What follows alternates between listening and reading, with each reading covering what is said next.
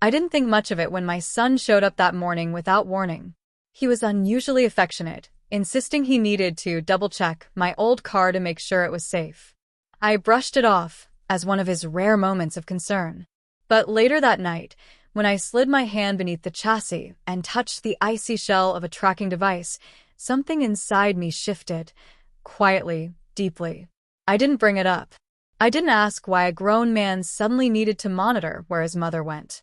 Instead, I removed the tracker, wrapped it in brown paper, and mailed it to a random address in Canada, an address I pulled from a faded postcard I'd kept for years. 14 hours later, my phone rang.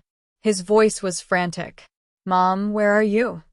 He sounded terrified, like someone watching the world fall apart in slow motion. I didn't speak. I just listened to his breathing, sharp and uneven, full of fear he never meant for me to hear. "Mom, answer me, please." But I stayed silent, because in that moment I understood. He knew. He knew the tracker was gone. And he knew the person who removed it, me, had stepped outside the boundaries he had quietly built around my life.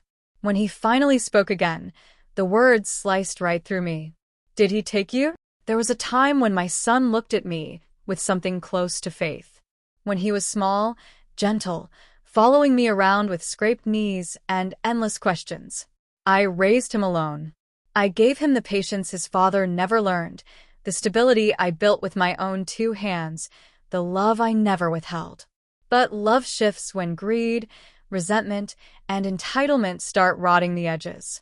He changed slowly. A cold tone here, a calculated silence there, distance growing like mold in the corners of our relationship. Then came the conversations. Not about life, but about what he believed he deserved. My house, my accounts, my future. He wasn't asking. He was circling. Before the tracker, I had already felt the shift. First came the concerned suggestions. "You shouldn't drive so far, Mom. You forget things now, don't you? You need someone dependable around." Then the sudden, too frequent visits, polite smiles, wandering eyes, like someone inspecting a property rather than visiting a parent. Then the documents he placed neatly on my kitchen table. Medical directives, power of attorney. "Just in case," he said, staring directly into me. I pretended not to notice the tightening rope. I waited for him to go too far. The tracker was the line he crossed. Not out of care, out of ownership. But he made one crucial mistake. I don't panic. I plan. The night I found the device, I didn't cry or raise my voice. I sat at the kitchen table with a cup of tea and a calm, burning clarity. If he thought I was fragile, I'd let him. If he assumed I was losing control, I'd let him believe it. If he wanted to follow my every move, I'd give him a trail so perfectly misleading it would strangle him. My plan unfolded with the precision of a surgeon making the first incision, steady, silent, exact. I started by changing my will, my accounts, my beneficiaries. I didn't choose a lawyer or a trusted friend. I chose the one person he despised most. My nephew. My late brother's son.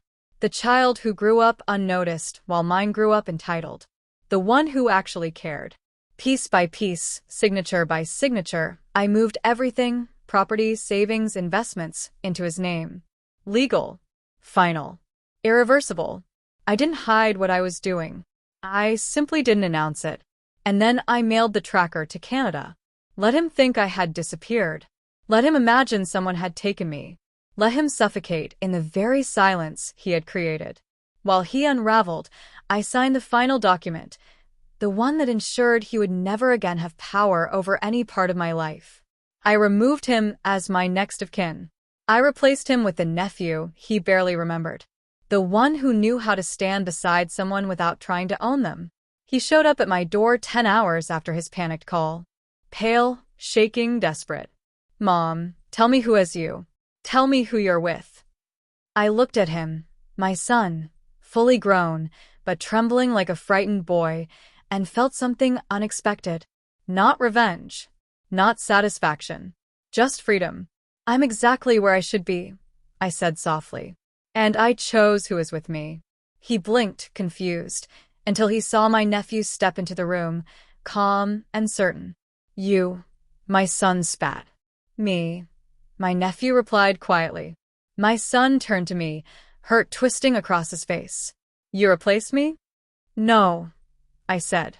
"You walked away long before I did." In that split second, he understood everything. The signatures, the silence, the shift he never noticed until it was too late. His future was no longer his. It never had been. He left without speaking again. Not angry, broken. And I finally exhaled. For the first time in years, the air belonged to me. I didn't win by fighting. I won by refusing to play the game he set up. Revenge isn't always loud. Sometimes it's a closed door and the sound of footsteps walking away from it. I didn't lose a son. I gained my freedom. And he learned far too late who had taken the place he assumed would always be his.